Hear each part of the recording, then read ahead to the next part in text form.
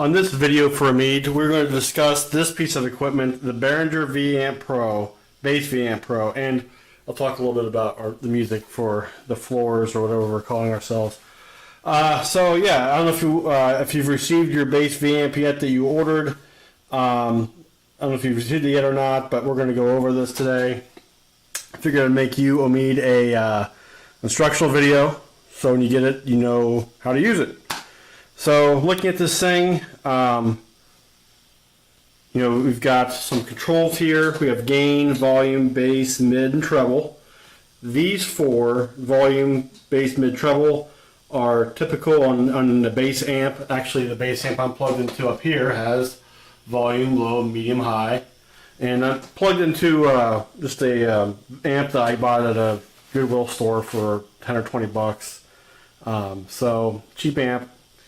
But I figure I usually use headphones with this, but if I did that, then you wouldn't be able to hear what I'm playing. So I needed to have an amp, so I pulled out my old practice amp. So on the front, anyway, going back through this thing, we have gain, volume, bass, mid, and treble. Gain sometimes appears on bass amps, definitely appears on guitar amps, and then we have our bass amp selector. We have some other buttons here, which I'll get to later on, and then we have compressor, we have some effects, we have master volume, a line in. You can plug your bass into the back. So if this is sitting in a rack mount unit and you have your bass plugged into another unit, you can plug that into the back of this. But I've never used that. I've always plugged my bass directly into this unit, so I have it in the front. We have a headphone jack, so you can play with headphones. Now you will need to get an adapter. If your headphones have a 1/8 inch jack, you'll need a 1/8 inch to 1/4 inch jack adapter, I should say, that can plug right in there. And with headphones, if you don't already have a good set of headphones, I would recommend investing in a good set. I wouldn't use earbuds because I don't know if earbuds can really faithfully reproduce bass sounds or not, but get yourself a good pair of headphones. So on the back of this thing, as I turn it around, I've had this thing on my shirt to kind of protect my table a little bit. We have some pre-DSP inserts. We have analog line outputs, which is what I'm plugged into, the left channel. Post-DSP. So there's effects loops on this thing. It looks like there's also XLR plugs. I just use the analog line output. It's the only thing I've ever plugged into in the back that I recall. Except there's a MIDI port there for if you have like a MIDI foot controller, which I've used. I have one. And it's pretty nice to have one. But yeah, I would just focus on plugging into the analog line output, left or right. Depending on what mode you're in, it doesn't matter if it's left or right. Some modes matter. Your instructions will go into that. Now, since you're buying it used, if you're not getting instructions with it, you can get instructions online. I think it's on Behringer's website. You can download a PDF of the instructions. So yeah, the only thing I would worry about for you or think about back here is just plugging into the analog line outputs, and that's it. So here I'm plugging into an amp. You can go straight from this to an amp, or if you're plugging direct, like maybe you've got a direct connect box or an interface, I should say. You can plug this directly into an interface or use headphones. Headphones, interface, amp. So a couple advantages of using this thing. One, your bass playing, since if you go direct, if you don't use an amp, let's say you're recording and you're going directly into a computer interface, your bass amp won't, the sound won't affect anybody else. So nobody else will be able to hear you play. So Stephanie won't complain about, I don't want to say complain, but she won't, hear the bass sound. Your dogs won't hear it. So that's an advantage. Also, outside noise won't affect you really, won't affect your sound that you're recording, since you're going directly from the bass to the box to the computer. If there's any dogs barking or birds tweeting in your house, there's no microphones, so nothing will pick it up. So it'll be just as though you're in a recording studio. which is good. Another advantage of this thing is the actual base modeling. There's 32 amps, this thing models. So if you figure the average amp costs $2,000, since these are professional amps that it models, if you were to buy every one, it costs you about $64,000. So it's definitely a cost savings with just buying this. So let's get started. I'm gonna go ahead and turn it on, and you turn it on, it lights up, and you'll see these things swirl around like that. And right now we're in S1 mode, which is a studio mode, and I'm gonna turn effects. Okay. If I'm playing, you can hear it through the amp. Okay, so I'm going to give you a basic tutorial, and then I'll talk about some intermediate and advanced stuff. So for a basic tutorial, you just plug your bass in, plug it into the input, and you can turn to whatever amp you want to use. So like right now I'm on bottom end, I can go to tube preamp and get a different sound. I can go to British 60s and get a different sound. Turn this up a bit. I have a really cheap amp, so you hear a lot of hiss. British 70s, British, let's say Thunderbird. So it's really easy. You just turn to whatever amp you want and start playing. Now there are, how do I want to say this? I'll turn so you don't hear that hiss. I mentioned there's 32 amps. However, only half of them are actually bass amps, and those are the amps in the black, like tube amp, British 60s, British 70s. All the black ones around are bass amps. The rest are either electric guitar amps, acoustic guitar amps, or keyboard amps. And so, I go right in here. You see like tube amp, and then you got below that classic clean. So to access that amp, I mean, and I should mention the keyboard amps, acoustic, and electric guitar amps are the ones in gray. I don't know if I mentioned that. Actually, let me pick an electric guitar amp here. So modern high gain. Same thing you can see right in there. You got British 70s and modern high gain.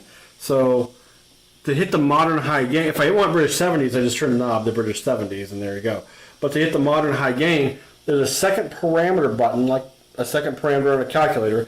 You push and you hold that in, and you turn to British 70s, and you're now accessing the modern high gain, which is the second parameter or second function. On here we have, it says 17-32 and it's lit up. What that means is you're accessing one of the amps that's numbered 17 through 32, which are the gray amps around there. 1 through 16 are the black amps, 17 through 32 are the gray. So we selected the second parameter, which is again like a second function on the calculator, and we've hit modern high gain. And we can confirm that we're using the second parameter because we have the 17 through 32 lit up. Now, what if you're on modern high gain or some other amp? I'm sorry, let me back up. Okay, so let's say you're on British 70s. I'm back. The 17 through 32 is not lit up, so I'm on British 70s, and I want to go to modern high gain. Can I just hit the second parameter and access that? And the answer is no. You have to turn while holding the second parameter button down. You have to turn the knob to the amp you want. So if I want modern high gain, which is the same setting, I have to turn away, and I'm going to try to do this one-handed. I've turned away from that amp. I'm going to hit the second function down and then turn over back to British 70s, and now that second function below modern high gain is activated, and you can see the 17-32 amp light is lit up. So yeah, turn to whatever knob you want. And then if you want one of the gray amps, you have to hold the second parameter button in, and at the same time turn the knob to the amp, and it'll access that second parameter, that second function, which would be a gray amp. And so then we have gain, which is distortion. So let me turn this up a little bit so you can hear it. If you can hear that or not, but we're going to turn the gain up. And it gets a little distorted. So keep that in mind. When you turn your gain, which is distortion, when you turn it up, the volume goes up too. So you might want to turn the unit down in volume before turning the gain up. We have volume. You have your 3-band EQ, bass, middle, treble. And we have tuner. So I can hit tuner. And when I'm on G, I can hit like A, See the A. If you have the little yellow light over here lit up, you're a little flat, which I'm apparently flat, so if I tighten this a bit, then I'm in tune. If you have just the middle light going, you're in tune. Just now I'm a little sharp, but anyway, that's tuner. I've already mentioned the second parameter button. The second parameter button also has an effect on your EQ. So if I hold this down, holding the second parameter down, we see that the first two knobs don't light up anymore, and we have the middle three, the EQ three knobs here lit up. Now I took my finger off, press in. You can see I can keep hitting this back and forth. When you hold the second function in, these two don't matter, and you're accessing additional features on these three knobs.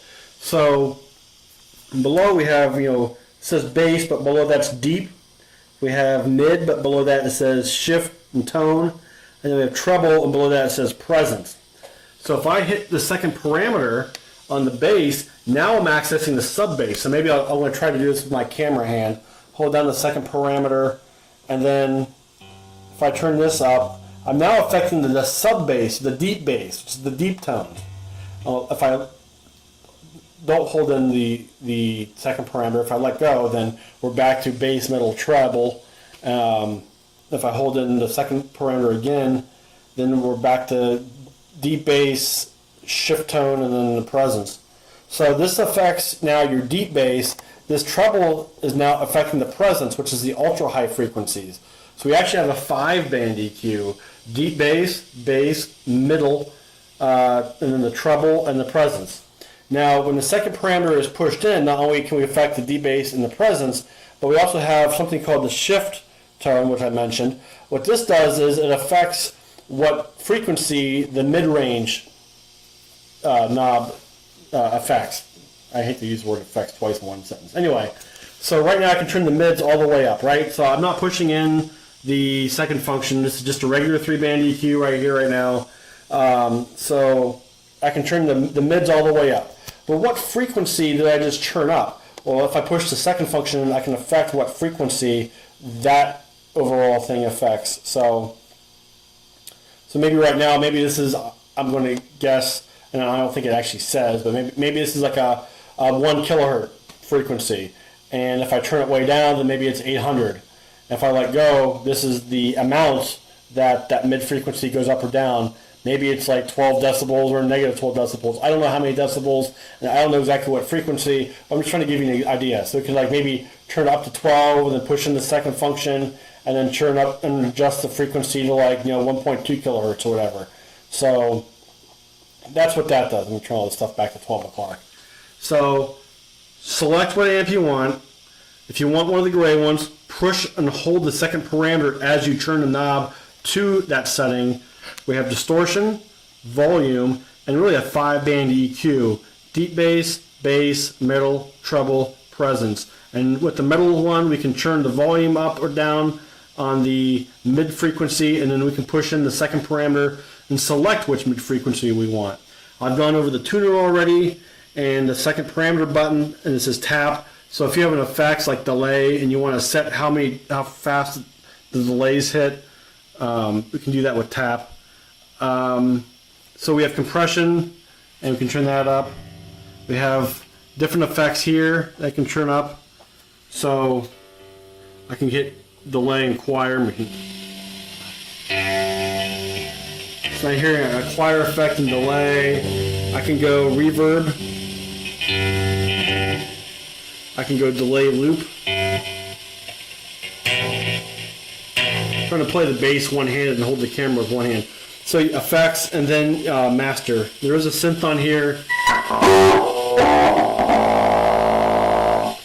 Alright, so that's the basic tutorial. Pretty quick because it's pretty easy.